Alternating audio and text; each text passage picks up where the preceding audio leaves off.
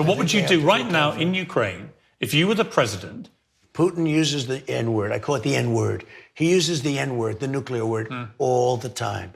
That's a no-no. You're not supposed to do that. He uses it on a daily basis. And everybody's so afraid, so afraid, so afraid. And as they're afraid, he uses it more and more. That's why he's doing the kind of things he's doing. He's doing them because he thinks nobody's going to ever attack us because they're all stupid and they're afraid to talk about it. I totally agree with you. Okay, see, they're getting along, apparently. Anyway, that's Piers Morgan talking to Donald Trump. Donald Trump speaking about what's going on in Ukraine. And Piers Morgan is trying to get him to say what he would do. And here's the thing, was that answer laughable? Was it ridiculous that he's trying to get the N-word to now mean nuclear? Yes. But he also could be in charge of our foreign policy. That war could still be going on when he becomes president again. So it would be nice to know what he would actually do. Piers Morgan tries with a follow-up question. Okay. So what'd you do? And instead of, excuse me, it's a little complicated. I'm sorry.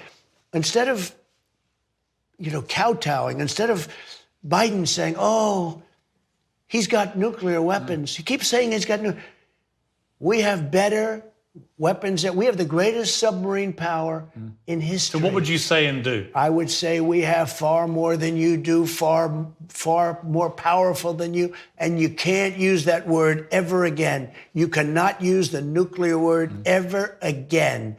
And if you do, we're going to have problems.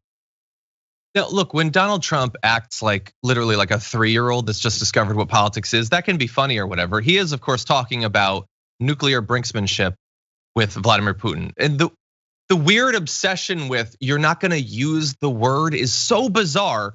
And he doesn't answer the question, by the way. We have no idea what his policy would be in regard to Ukraine, other than, I guess, threatening Russia with nuclear retaliation. I guess that's what we're hearing there, Francesca? Yeah, this is a game of battleship to him. That's all he thinks. I got a bigger one, kush, kush, kush, kush.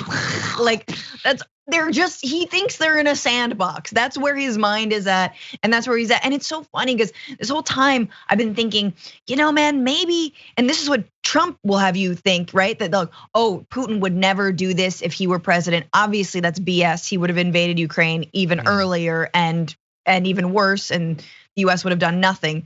But you're also like, what's more volatile than friends? It's people who are authoritarian friends who could easily turn on one another in a heartbeat. So anyway. Exactly, it's scary stuff. Hopefully we won't have to experience it.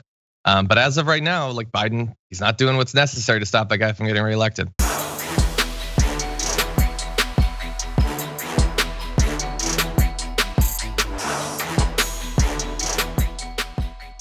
For more political news breakdowns, interviews, stories of activism, and me trying my hardest to care about the occasional big celebrity news story, subscribe to our YouTube channel at youtube.com/thedamagereport. And you can ring the bell wherever it is so you don't miss anything.